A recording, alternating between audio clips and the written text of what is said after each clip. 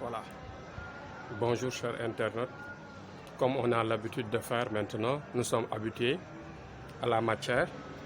Nous allons aborder avec vous un thème qui va porter sur comment être en harmonie avec les djinns.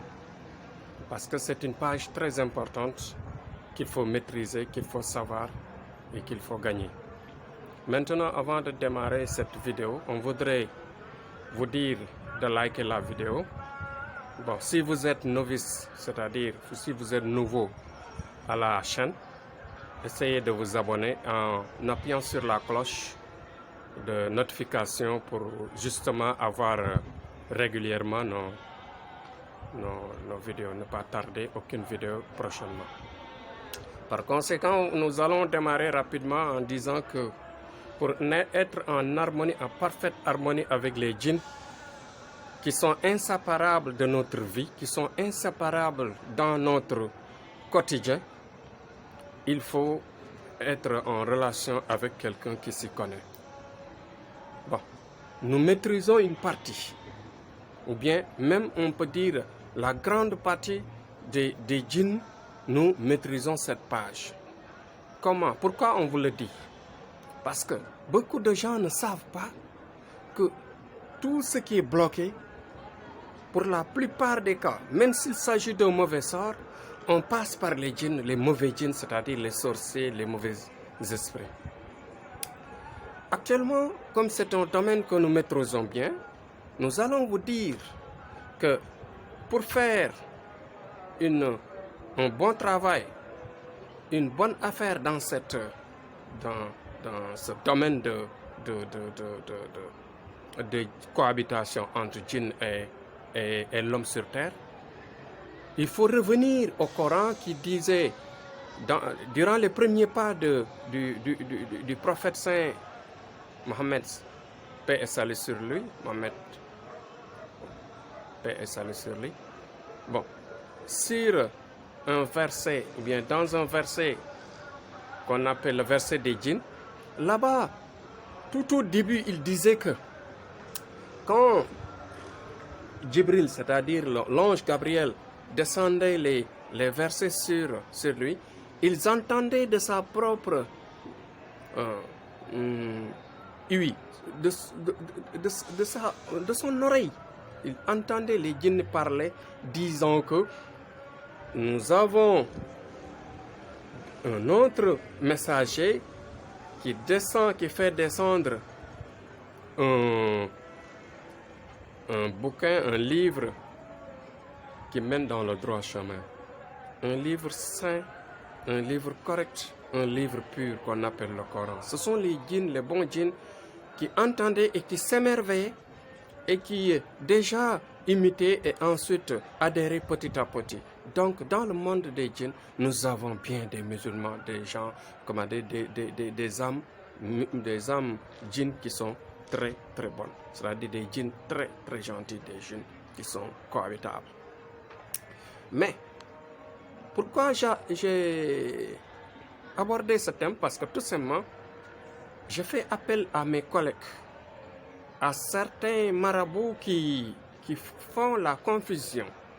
Et parfois, ils font des erreurs parce que tout simplement, il y a des patients qui disent qu'on les a lavés de leur djinn et malheureusement, toujours les problèmes, d'autres problèmes surgissent ou bien les mêmes problèmes restent. Parce que tout simplement, dites-vous bien que cela veut dire que Dieu, il dit quelque part qu'il nous a créés, nous et les djinns, nous devons cohabiter. Mais dites-vous bien que les djinns sont 10 000 fois plus nombreux que nous. Chaque personne peut être hantée, peut être suivie de plusieurs djinns.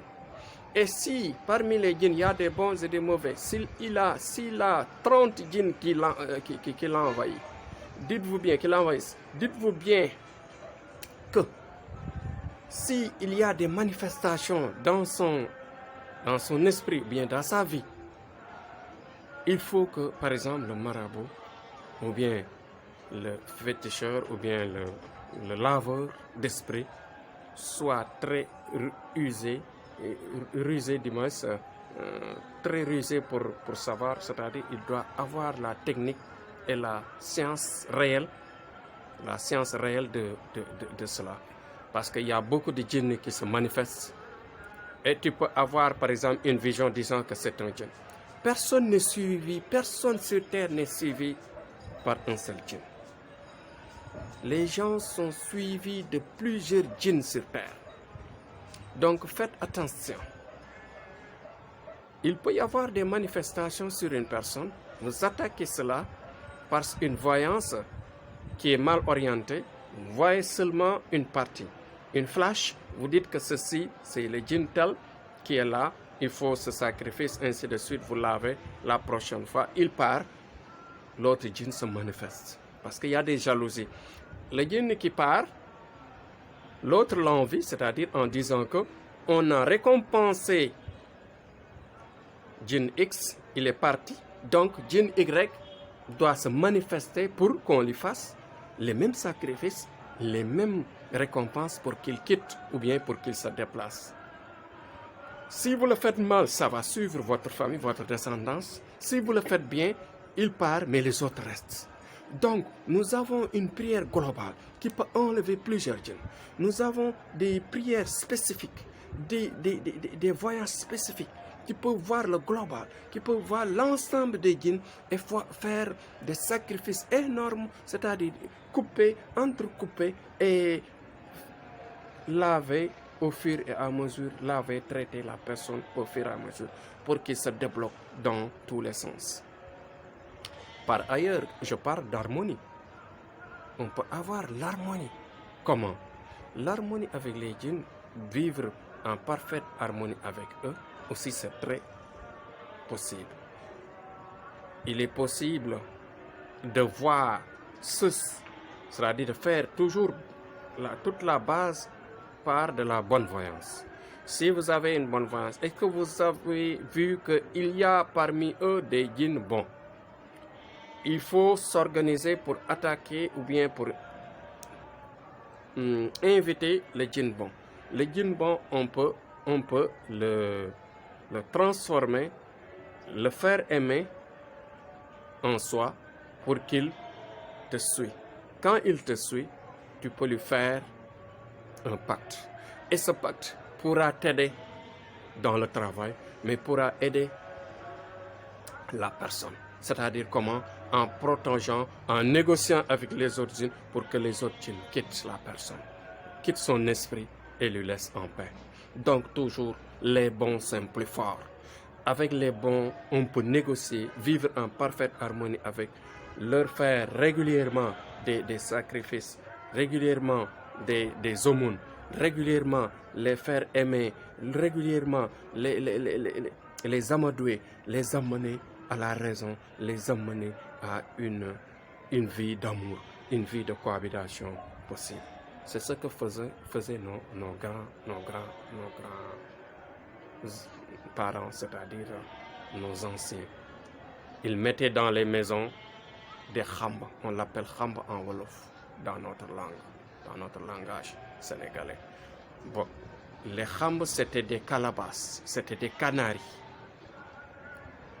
qui s'organisaient de fait qu'on est en parfaite harmonie avec les djinns bons qui restaient dans la famille, qui boostaient la vie des autres en les aidant dans leurs études, en les aidant dans les ménages, en les aidant dans leurs économies, en les aidant dans tous les sens. Et avec nos parents, ils vivaient aisément de manière extrêmement bonne. Ils réussissaient dans toutes les grandes compétences. Ils réussissaient partout, à la politique, au pouvoir, à la richesse, aux études, ainsi de suite. Même quand quelqu'un était malade dans la maison, on partait dans les khams, dans les canaris pour les aider. Mais là, il faut savoir s'organiser. C'est parce que ça doit quitter de père en fils, de père en fils. Les gens disent que c'est pas bon, d'accord. On peut adopter cela. Il y a des gens qui ne sont pas musulmans. Ceux qui sont musulmans, essayez de faire cela. Ceux qui sont musulmans, appliquez le Coran et venez vers nous, même s'il s'agit des marabouts qui ont des difficultés pour les détecter, pour faire une bonne voyance, pour pour s'orienter sur les bons, sur les meilleurs, pour une parfaite harmonie, pour maîtriser les autres. Nous sommes là, disponibles à les aider. Donc les familles, les gens qui ont ces blocages, ils n'ont qu'à des blocages mystiques, c'est-à-dire partant des djinns, nous sommes là pour les aider à s'orienter, à avoir ce que nos ancêtres avaient, c'est-à-dire les khams, c'est-à-dire les canaris, les trucs, c'est-à-dire pour faire aimer les bons, les forts, pour qu'ils restent dans la famille, aider la famille pour la santé, pour la vie, pour l'économie, pour avoir des biens, avoir la richesse, avoir la force, avoir la longévité, ainsi de suite, parce qu'ils vivent très longtemps. Et quand ils te protègent, comme nous sommes en parfaite harmonie, en parfaite cohabitation, Dieu nous a mis sur terre. On ne peut pas avoir une autre science qui peut nous séparer. Ça, ce n'est pas possible. Il n'y a aucun livre qui peut séparer les djinns sur terre et les hommes sur terre. Je reviens à vous dire que Thierno Amadou Lamine Gueye, habitant au quartier Djamena, plus précisément à Sort Saint-Louis, est là. Le grand maître marabout, voyant et guérisseur, détenant un don hors pair, détenant un don super, intercontinental, qui est là, qui ne se vante jamais, avec toujours la simplicité dans ses mises, dans ses ports, dans sa voix, dans son expression. Je suis là disponible pour aider tout le monde. Passant par la voyance, aider les gens et ensuite réussir à maîtriser le mal et à vous aider, vous booster, vous mettre dans le droit chemin. Merci et à bientôt.